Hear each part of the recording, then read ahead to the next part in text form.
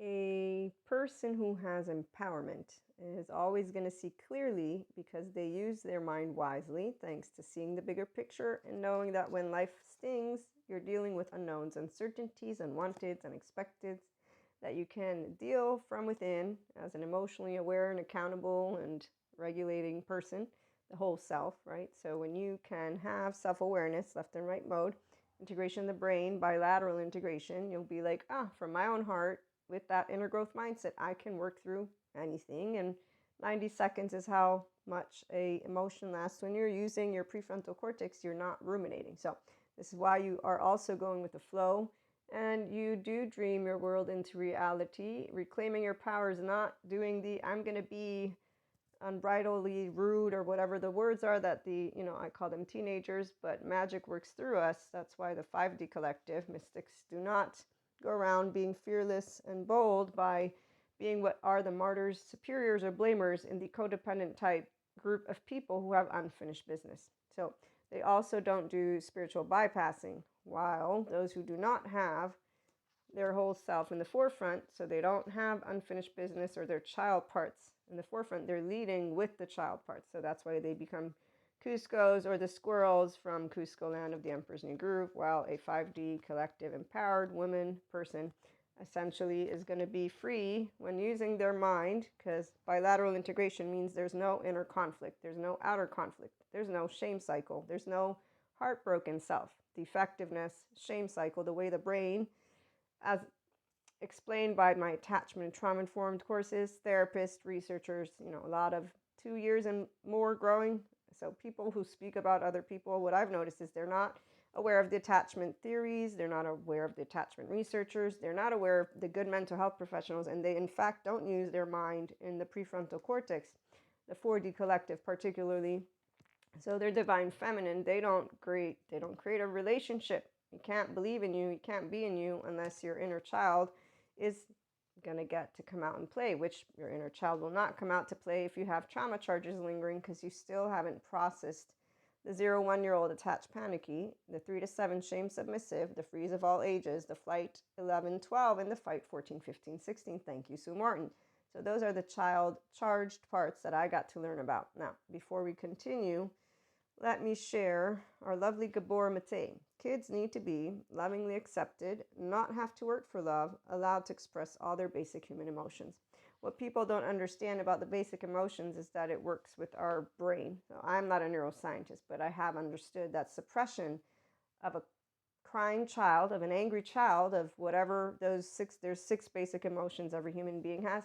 Yeah, that's going to lead them to have shame, defectiveness, heartbreak, gut wrench, and they won't delight in their self. That's why they don't like to be a human, and that's why we have so many people who are misanthropy, hatred, dislike, or distress of humankind. They have a trust break. It's called attachment wounds, trauma charges, and we have children who have grown up in households where abuse and neglect took place. So we also have an underdeveloped right mode hemisphere, which is what yoga and mindfulness actually helps. But again, the ignorant, evil people who don't know how to use, educational, no, they don't care to learn about attachment trauma. They don't care to understand what the mental health community is talking about.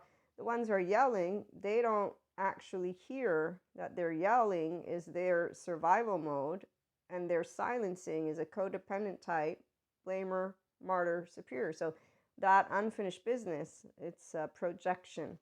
And that's why we see so many, misandry, hatred of men. As I was reading, we're going to get back to our main topic, misogyny, hatred of women, and now it's expanded to sexism, but we can just use the word sexism as well. It's out there. Misogamist, the person who hates, avoids, or opposes marriage. Well, when it comes to marriage, seeing people who will say every single one of my moments is dedicated to one human being, that's a form of codependent type behavior. Now, the 0-1-year-old, so first of all, if you do not have secure attachment, to get to secure attachment in a whole self requires your participation, because the inner critic and outer critic is only part of the equation. Then there's self-soothing mechanisms, which are also maladaptive. So not for your inner well-being or outer well-being. You closing yourself away from everybody to be alone because of avoiding emotional interaction for the avoidant. For the ambivalent, we have an exaggeratedly chaotic, preoccupied, worried human being who is waiting for the next shoe to drop, and they're always basically frantic inside. And then we have the disorganized, which is the fragment itself. So their child parts, they're not near each other, and sometimes there's memory barriers and consciousness barriers because of just how much frightening and frightened the infant growing up child was in the home.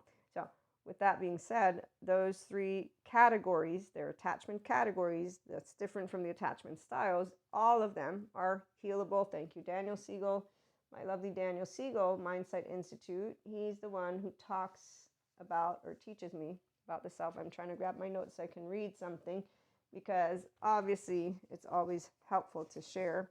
So the self, as he puts it, can be seen as a verb, the verb-like nature of who we are, unfolding, dynamic, and that it is not a fixed noun. And in fact, a secure attachment person will know all about this, which is why we don't go around blaming men or anyone for our life going someplace. Does anybody not know how to take ownership about what choices you make? So the 16-year-old is the fight.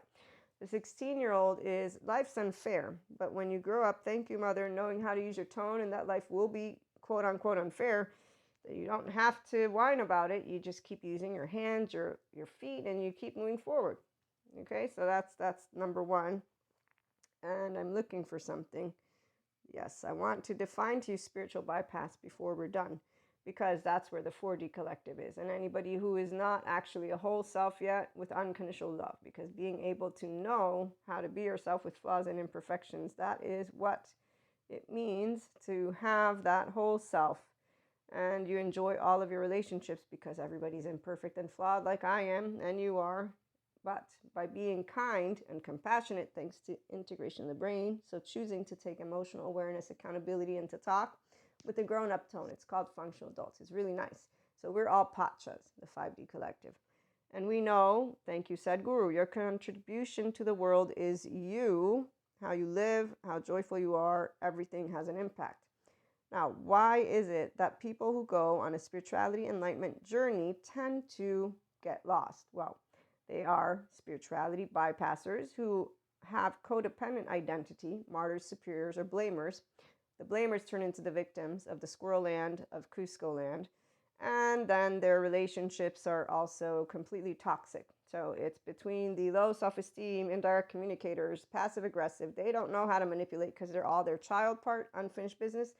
And in fact, their boundaries are basically blocking each other, canceling each other, insulting each other, using mechanisms that are of all, again, those suppressed emotions never got taken by the individual until they get a handle on their embodied brain. And, oh, wait a minute, I can work with my emotional plane and my mental plane.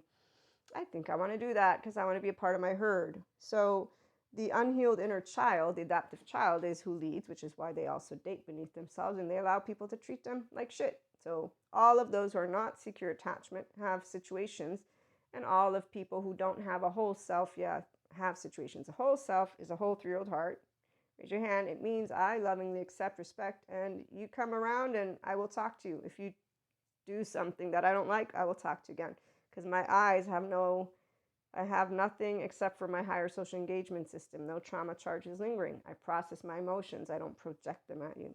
So a spiritual bypasser, as we close on out, is this is Wikipedia, tendency to use spiritual ideas and practices to sidestep or avoid facing unresolved emotional issues, psychological wounds, and unfinished developmental tasks. Exactly.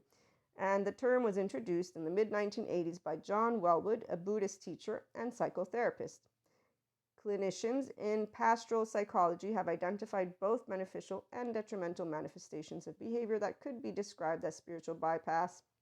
And so we have people who resort to spirituality to avoid difficult or painful emotions or challenges, tended to suppress aspects of their identity and needs and stall their emotional development.